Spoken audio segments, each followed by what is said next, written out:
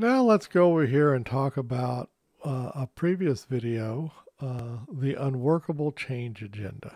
And it's easy to draw the unworkable change agenda. You just draw it like this. I oftentimes represent it like this snail shell thing, and we put stuck right here. And that's a representation of the unworkable change agenda, people getting stuck in this downward spiral kind of thing onto stuck. We've all, and all humans have experienced this stuckness of where you maybe do something to move away from fear, like sleep, and it doesn't work, and so you try something new, and that doesn't work, and you try something else, and that doesn't work, and shoom, shoom, shoom, shoom, shoom, and you can get yourself very stuck. And of course, people who get severely, severely addicted to substances have really gotten themselves stuck in both a mental and physical thing. But right now, we're only talking about mental. And remember relational frame theory. So now we're back on that a little bit. Relational frame theory says that we've transformed these five senses and some mental experiencing onto words. And then as we think the words, this stuff shows up. So I can literally think about a tiger, let's say. Maybe I had a bad experience with a tiger, and a little fear shows up. Okay, and so now don't think about the tiger. We don't do that.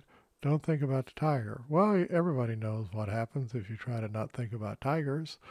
Don't think of tiger. Well, of course, you think about tiger all the more. And so, it comes back. Boom. And, well, don't think about it some more. And it comes back more. And you get yourself into that loop going there. And it's all based on words. There's no real tiger up here. It's all inside your head. Well, how about test? Think about a test. Fear shows up. Oh no, what am I supposed to do?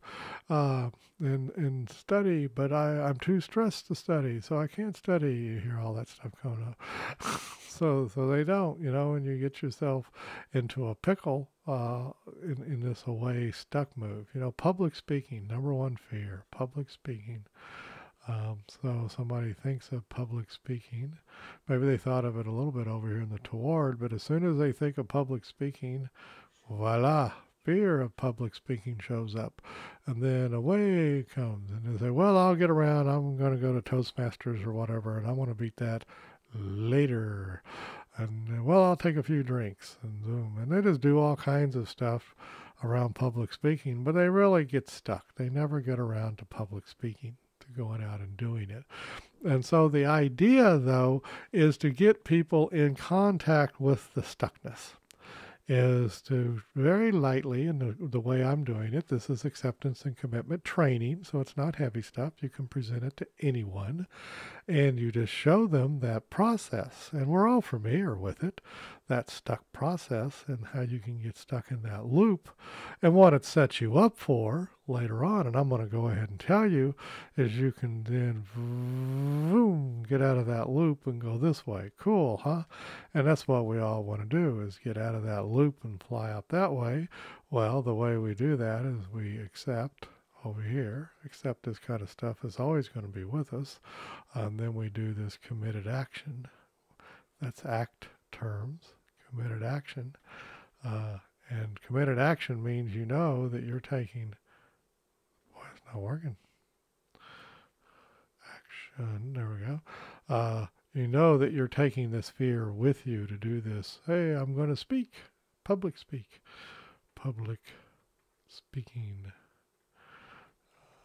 So there you go. You go that way and do that. So that's what you're setting up with people. But this is called the unworkable change agenda. So you can show people, and people can notice. There's a word notice. They can notice themselves inside the process in a meaningful way, in a way that they can see their way out of. You can talk to people about being stuck, but you can talk to them in such a way as that they get more stuck.